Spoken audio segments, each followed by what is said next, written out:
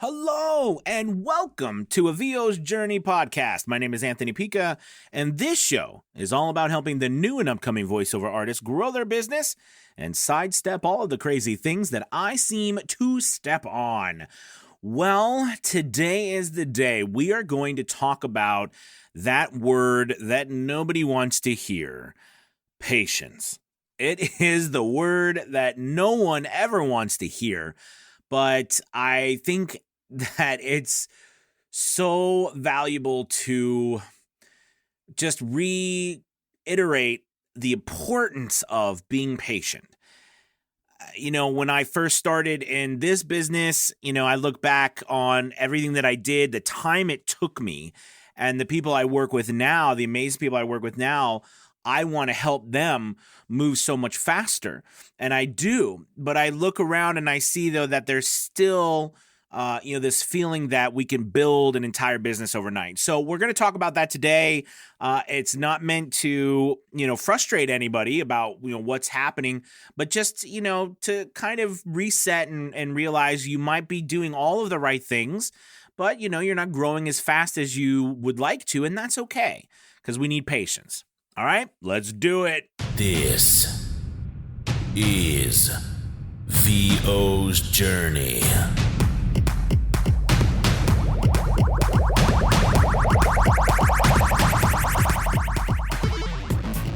With your host, the incomparable Anthony Pica.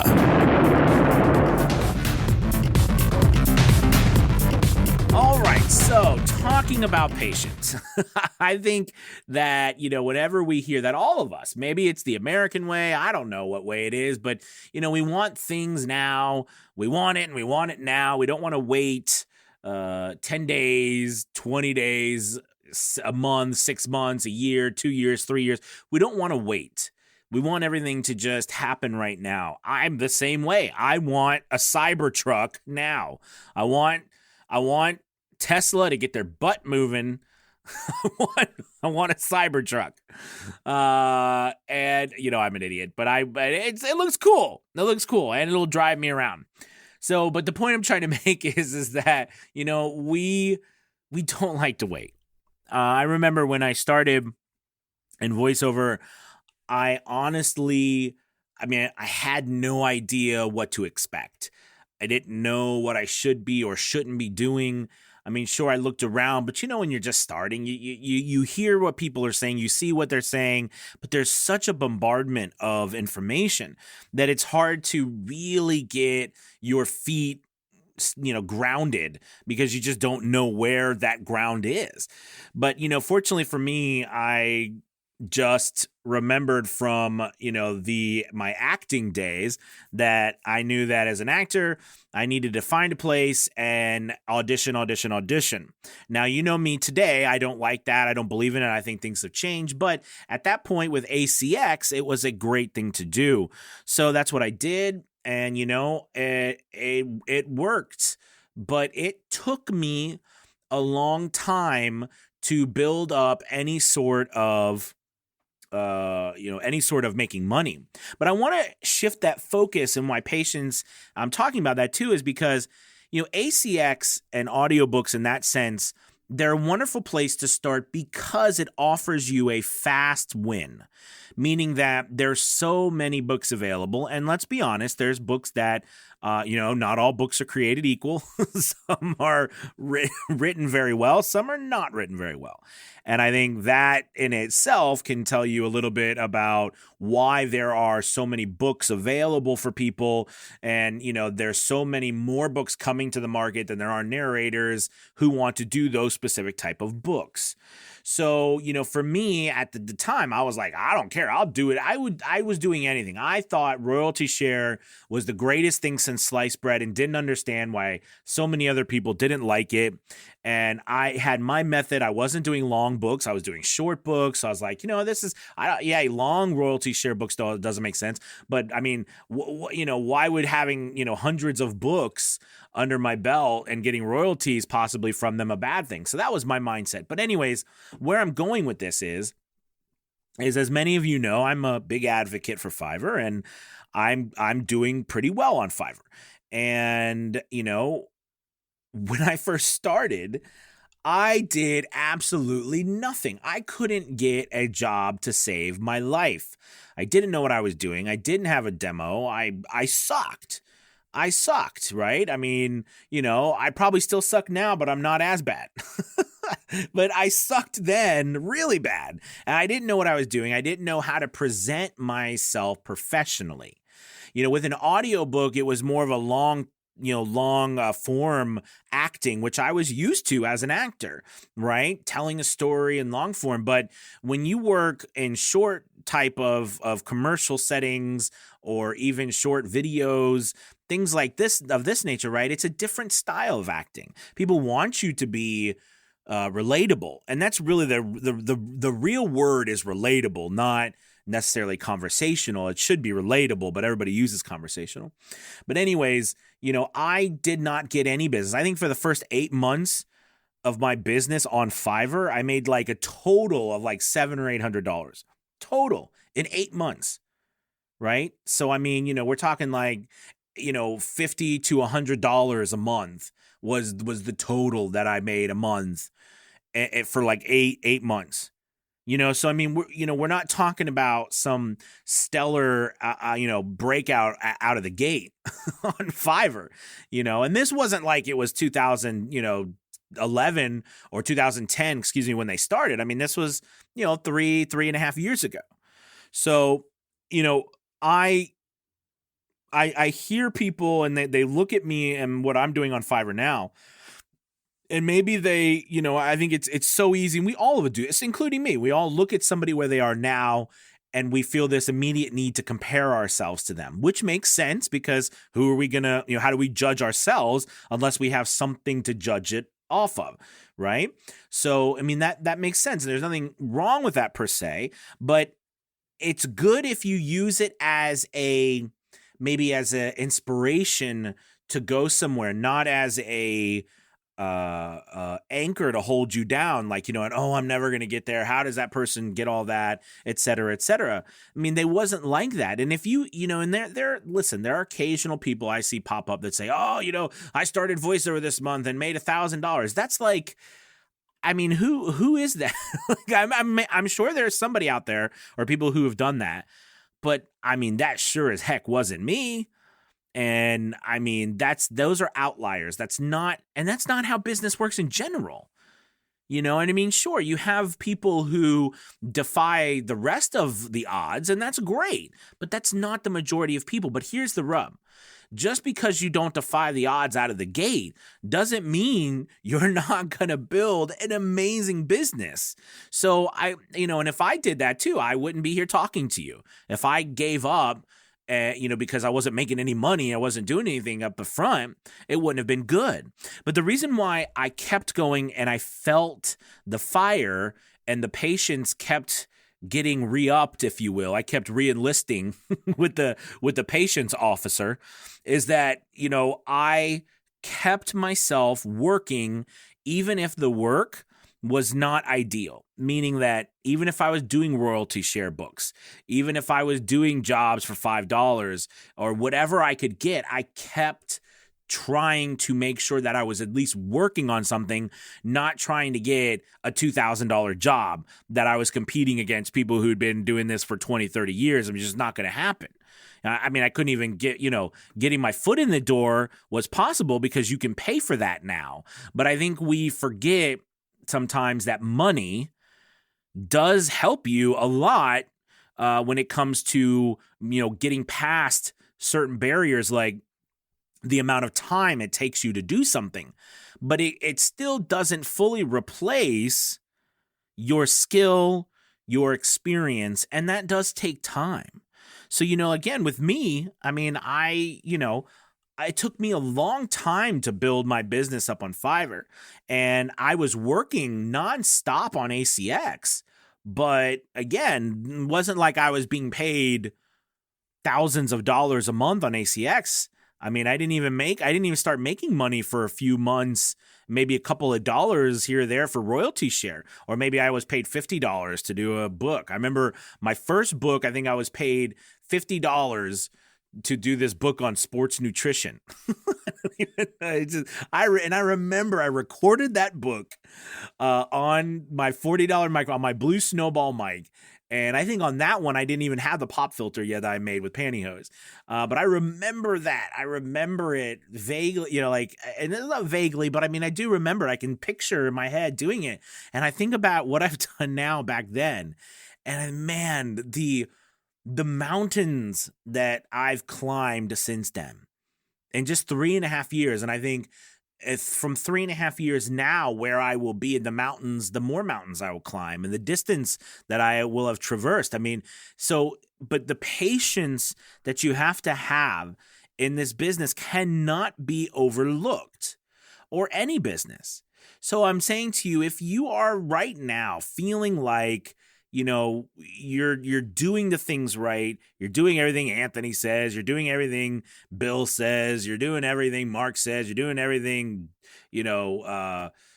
Tommy or whatever other coach out there says, you're doing stuff the groups are telling you to do, you're doing everything, and you're still not really getting that huge landfall of work that you want, the landslide of work that you want.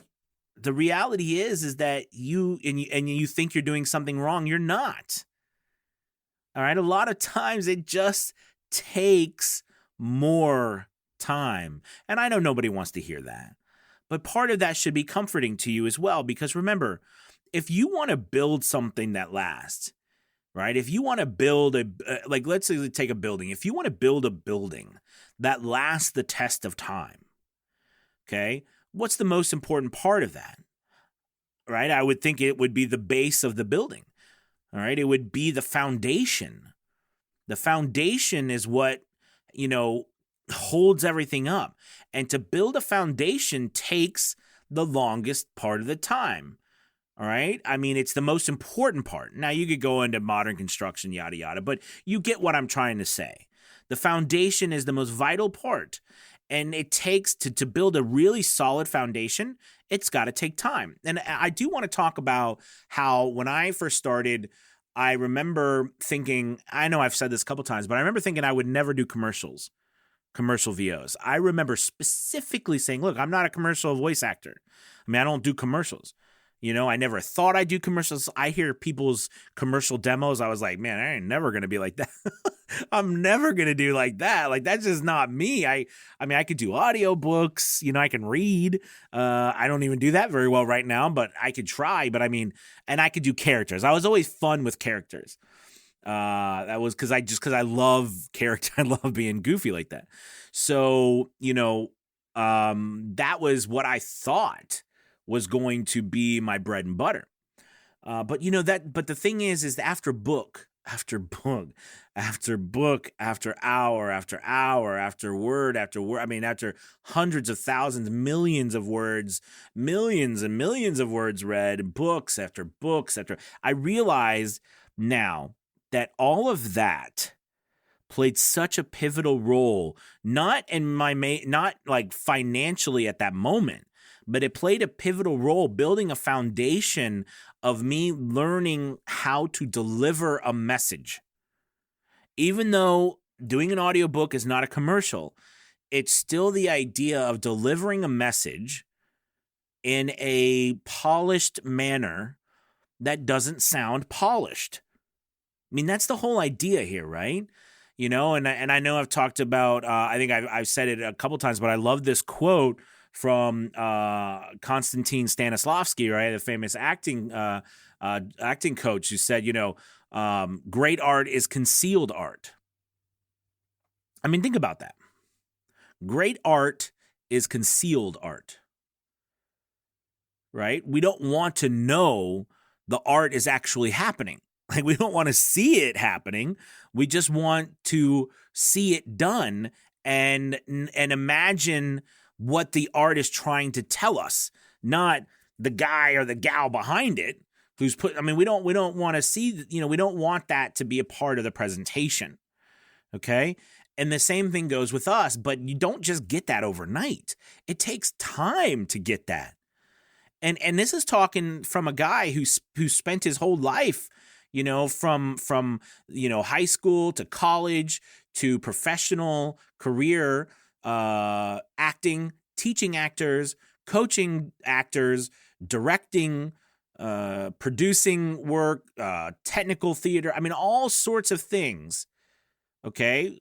I've worked professionally as an actor. I've worked as a director. I've worked as a teacher, all involved in the theater for years, 20 plus years. And it still took me forever to get past the mile of crap between my mouth and the microphone. I call it the mile of crap, all that junk that happens when we step in front of a microphone. Like, now I'm in front of a microphone and I need to talk like this. Thank you for stopping by, Jim. Right? Like we all have that in some way or some form, and we've got to get over it. But the only way to get over it is to do. And the only way to keep doing, all right, is to have patience. I suppose faith is a good thing also, right? To have faith that you know you are going to keep trying and keep working. But again, I'm going to insert the importance of a site like ACX. And again, you know how much I love Fiverr, but the importance of a site like ACX. Because to me, that site, if it wasn't for ACX, I really don't see how I would have had the confidence to keep going forward as quickly as I did. Because ACX gave me the confidence I needed that I was continuously getting work, right? I mean, like I was. I mean, whether we could argue the the value of the work I was getting from a monetary standpoint, but the work that I was getting chosen by person after person after person, it does something to your confidence too. And we enjoy listening to people who have confidence. You can tell when someone has confidence, right? I mean, you feel it. It's I don't know if it's mental. It's got to be physiological, right? But we know that when someone has confidence, man, we feel it. It's a part of our bones. It moves us.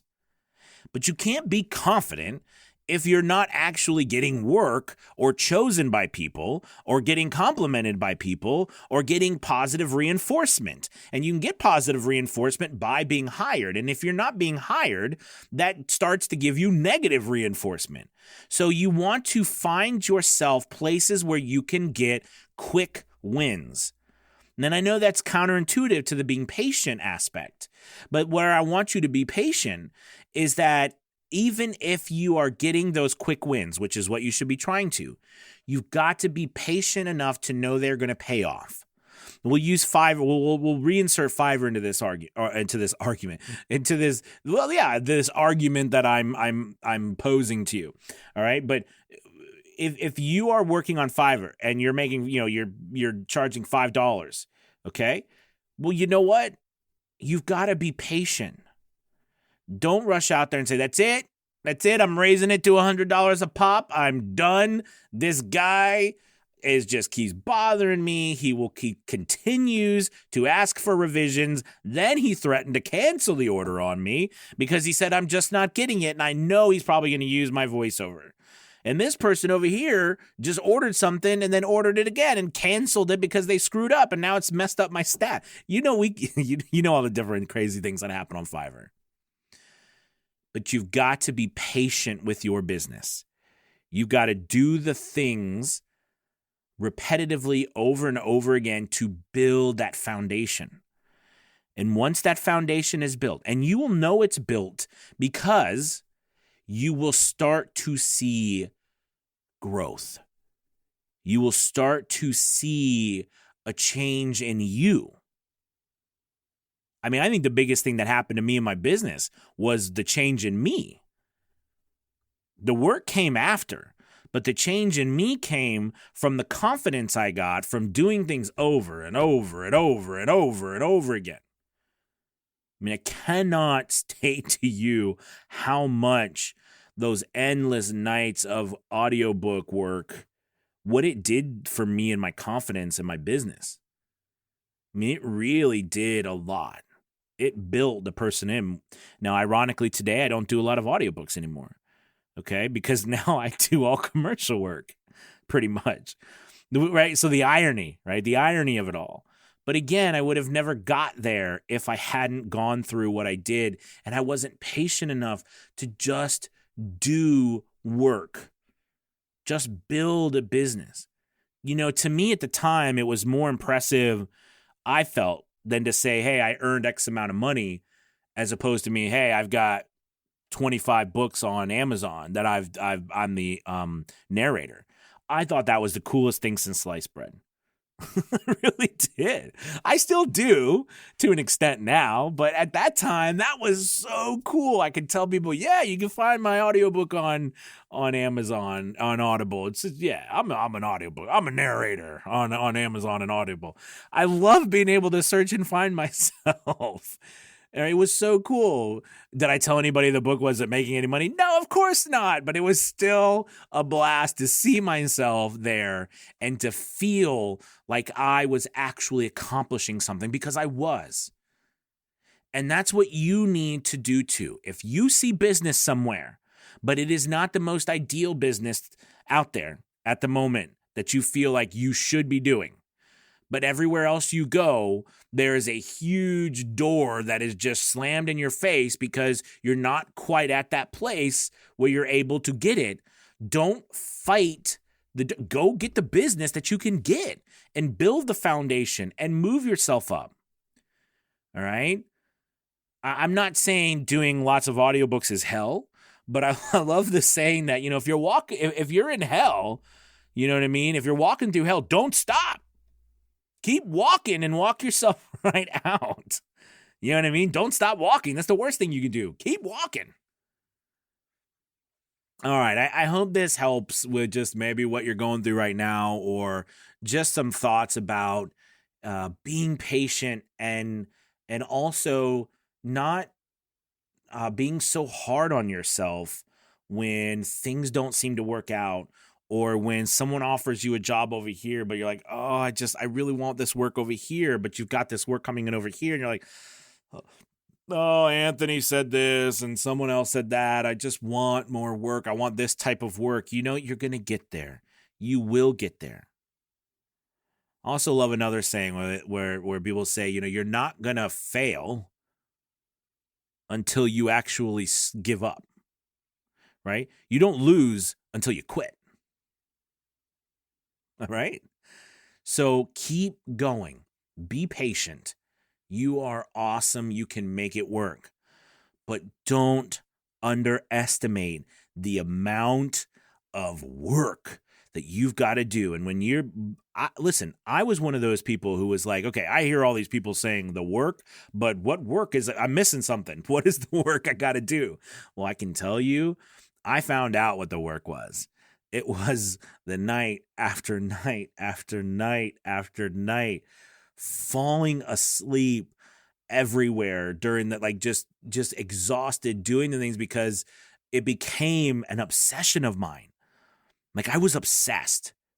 I was obsessed with these books. I was obsessed with royalty share, but I was obsessed with growing this business. And more importantly, I was obsessed about making something happen that I had never made happen in my life. It meant more to me than anything at that moment that I was doing, because I hadn't ever built anything on my own.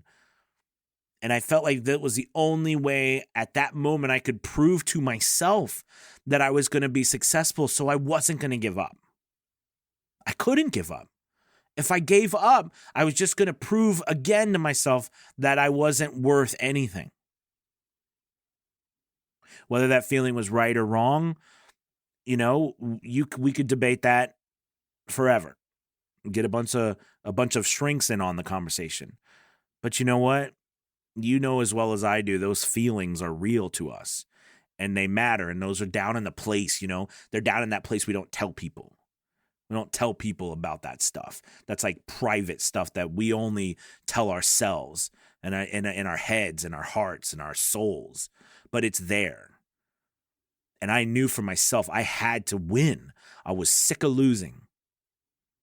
And I'm not talking about losing with my family. I'm not talking about losing with the car I'm talking about the internal battle I was fighting with myself.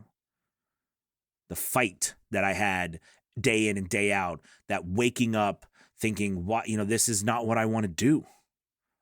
It's not right. I was meant for more. And in the end, I realized that the biggest problem is that I hadn't created something that I felt was successful on my own. And that changed my life.